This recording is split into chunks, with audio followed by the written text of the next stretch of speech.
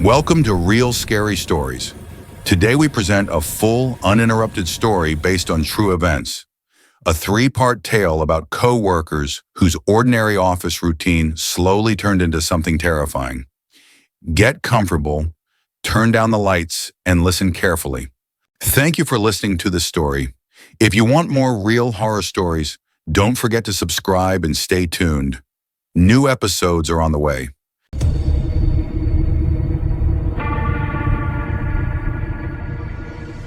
Story 1. The Intern Who Watched from the Shadows. Imagine this.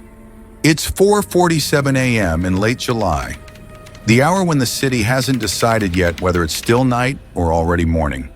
The sky over Seattle is the color of a bruise. You're 21, half asleep, and something that has no business being awake drags you out of bed by the throat. You don't hear it, you feel it. A pressure behind the eyes, like someone else is using them to look into your room. You creep to the window, and there, 30 feet below in the wet grass, stands a man who should no longer exist in your life. He's staring straight up at you, perfectly motionless, smiling the same plastic smile he wore every day above a cubicle wall. And when he sees that you see him, he opens his mouth and sings your name in a voice that sounds like it's being played backward through a broken music box. That was the ending. This is how it began. 4 months earlier, I walked into the 32nd floor of the Meridian Tower for the first day of what was supposed to be a harmless summer internship at Vanguard Capital. The elevator alone cost more than my childhood home. Everything smelled of cold steel and money that didn't want to be touched. They gave us 8 interns badges that said temporary in screaming red letters and marched us to a corner of the trading floor that looked like a prison designed by IKEA. Low gray partitions, no natural light, a constant electric hum that settled behind your eyes after 10 minutes and never left. That hum became the heartbeat of the summer. The others were fine, loud, human, alive. Then there was Liam. Liam didn't walk so much as materialize. You'd be typing and suddenly the air would feel refrigerated. A shadow would stretch too far across your desk. And when you looked up, his head would be rising above the partition like a submarine periscope made of bone and cheap hair product. Pale neck elongated, chin tilted, eyes too wide, mouth fixed in a grin that never blinked. He never spoke normally. Always that syrupy, theatrical drawl, as if English were a second language he was mocking. Working hard, or hardly working. Casey, every syllable stretched until it snapped. He'd hold the smile until you answered, until you gave him the nervous laugh he was fishing for. Then he'd sink back down, but you could still feel him on the other side of the wall listening. By week 3, I timed it. Every single day, at least 4 times, the temperature dropped and the head appeared. Only for me. The others started calling it the Liam emergence. They laughed. I stopped sleeping. I began to notice things that didn't add up. His reflection in the darkened monitors never quite matched his movements. Sometimes when he walked past the glass conference rooms, the motion sensor lights inside wouldn't trigger. Once, I swear, I saw his shadow keep walking down the hallway, 5 seconds after he had turned the corner. I told myself I was exhausted. I told myself finance internships turn everyone a little insane. Then came the phone call. Thursday night, July 19th. I remember the exact date because it was the night Seattle streetlights flickered citywide for 7 minutes, and nobody ever explained why. I was alone, eating cold sesame noodles, when the landline I never gave anyone rang. The caller ID just said 000-000-0000. I answered. Silence thick enough to chew. Then breathing, slow, intimate, right against the microphone. And then that voice. Only now it was inside the room somehow, coming from every corner at once. The shadows are getting longer, Casey. They've learned your name. Better close the curtains before they finish learning the rest. A laugh detonated in my ear, raw, multi-tracked, like a theater full of people laughing in perfect unison.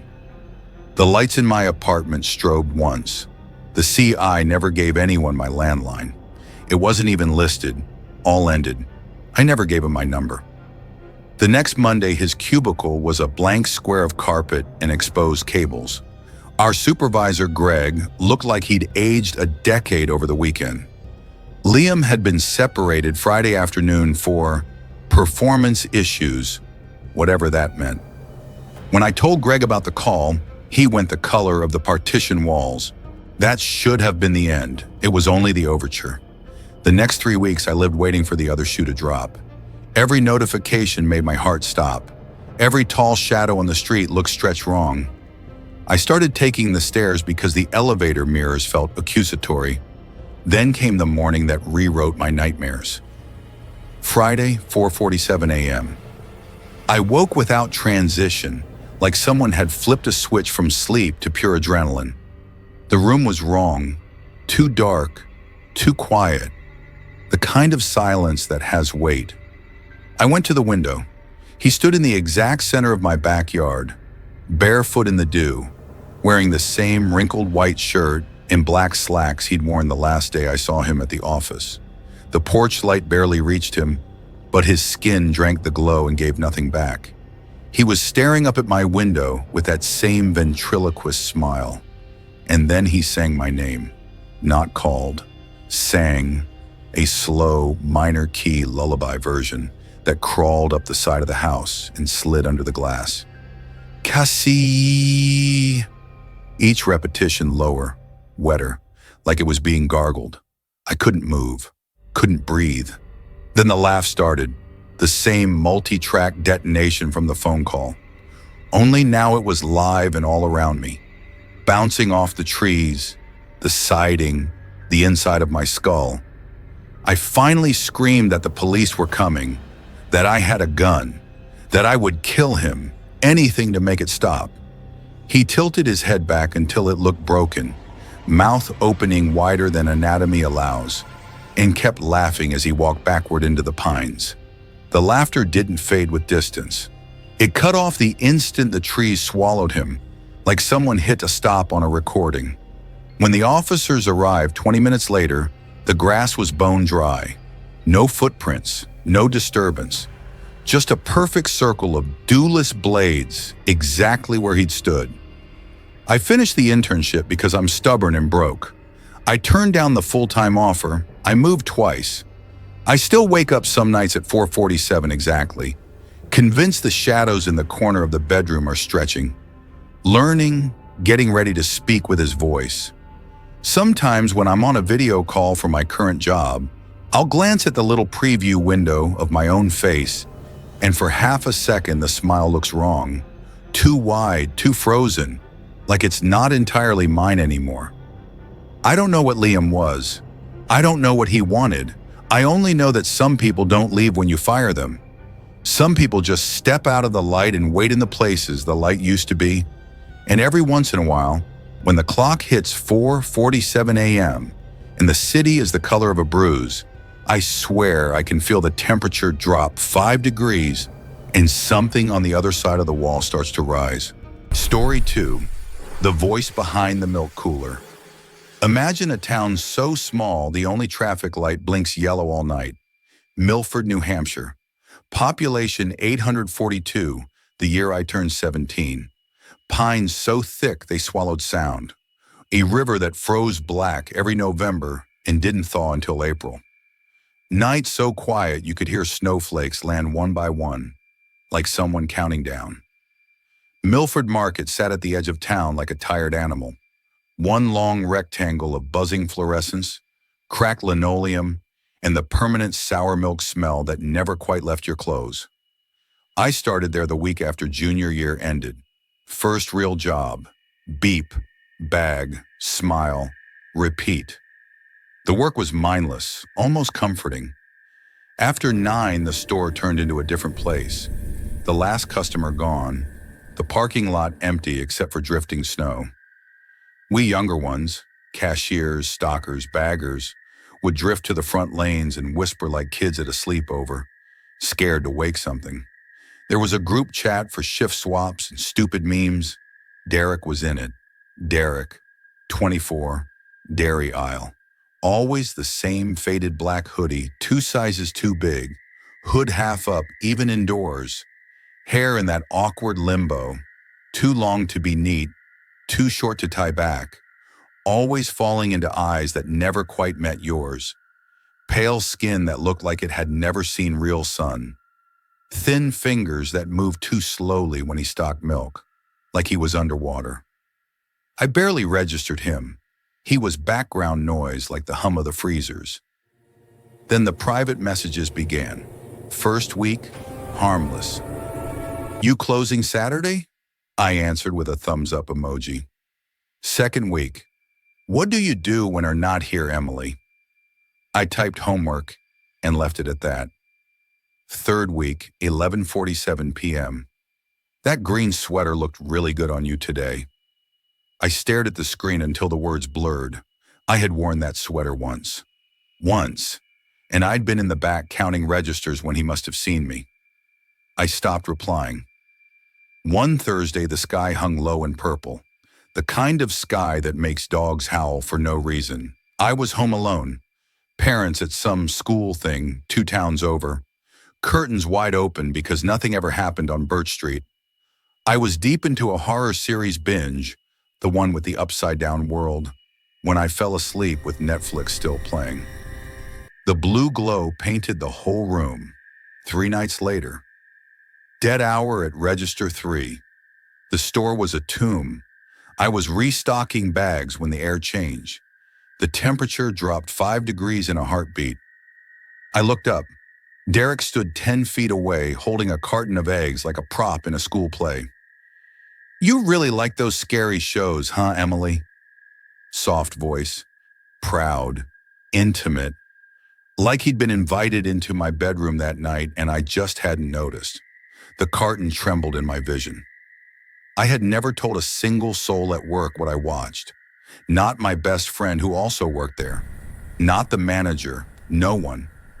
That same night, 1:13 a.m., I was finally drifting off when I heard it. Scrape. Long nail. Slow. Deliberate. Down the outside of my bedroom window. Pause. 3 taps. Gentle. Almost polite. Like someone testing whether the glass would answer back. I shot upright so fast the room spun, heart punching my ribs like it wanted out. I stared at the window. Nothing. Just the reflection of my own terrified face in the pine trees swaying. But the taps had weight, intention. They knew exactly which room was mine. I didn't sleep again for 48 hours. I sat in the corner with every light on, knees to chest, watching the window like it might open by itself. Finally, Sunday morning, hands shaking so badly I could barely type. Please leave me alone. I'm not interested. Reply in 4 seconds. That's okay. Hope moving helps. I stared until the words burned holes. Moving? I had only written that word once. In a private diary app on my phone. Password protected.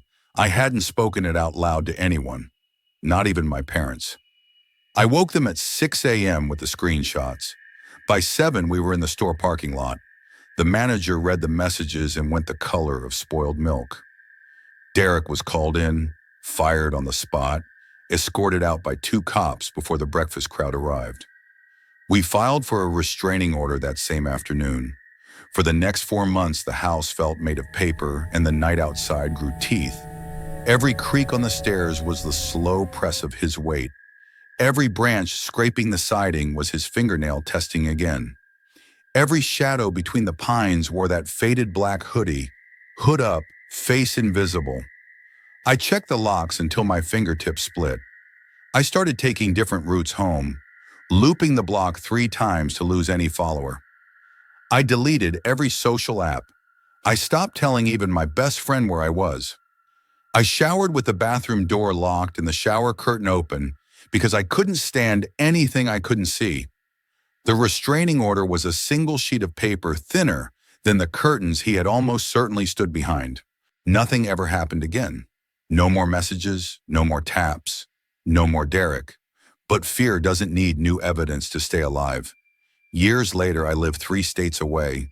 New city, new job, new name on the mailbox. I still close every blind before the sun even thinks about setting. I still flinch when a stranger in the dairy aisle says Emily, in that same soft, proud tone, like they've been watching from the milk cooler of my memories for a decade. Some nights, when the freezer hum in a random supermarket hits exactly the right pitch, I swear I can hear it again. 3 gentle taps on glass that isn't there, and a whisper from the dark between the cartons telling me he hopes moving helped. And somewhere in the refrigerated air, something is still smiling that soft, proud smile, waiting for the lights to go out so it can come find me again.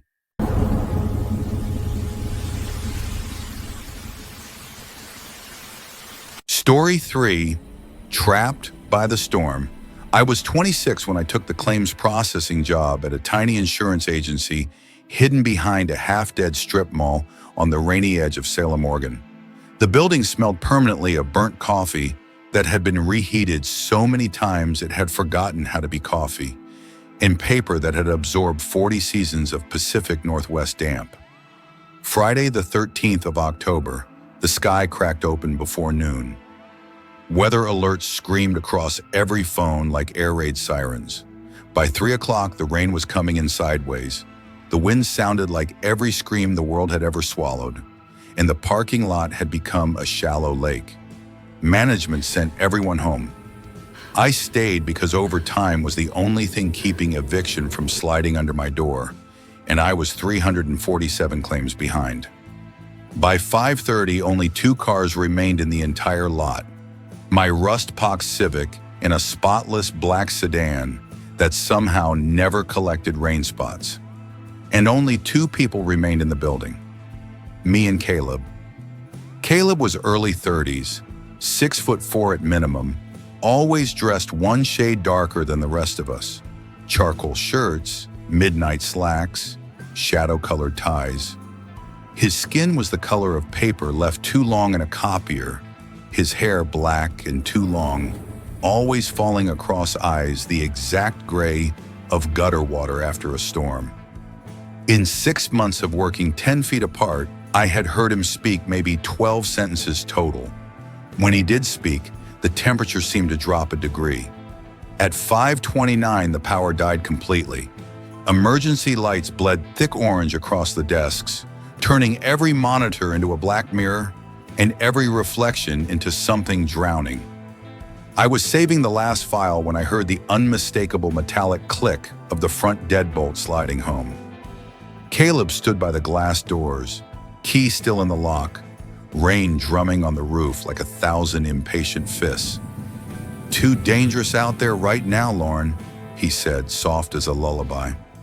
My name in his mouth sounded like a secret he had been keeping warm for years. Cell service vanished. Landlines gave only dead air. The building shrank until the walls felt inches from my skin. I slipped into the break room just to breathe something that didn't taste like panic. When I returned, he was standing in the hallway shining a small LED flashlight up under his chin. The beam carved his face into something that had never been human. Cheekbones like blades, eye sockets endless, mouth stretched into a smile too wide, too still, too patient. I laughed, a high, cracked sound that belonged to someone else. "Caleb, unlock the door.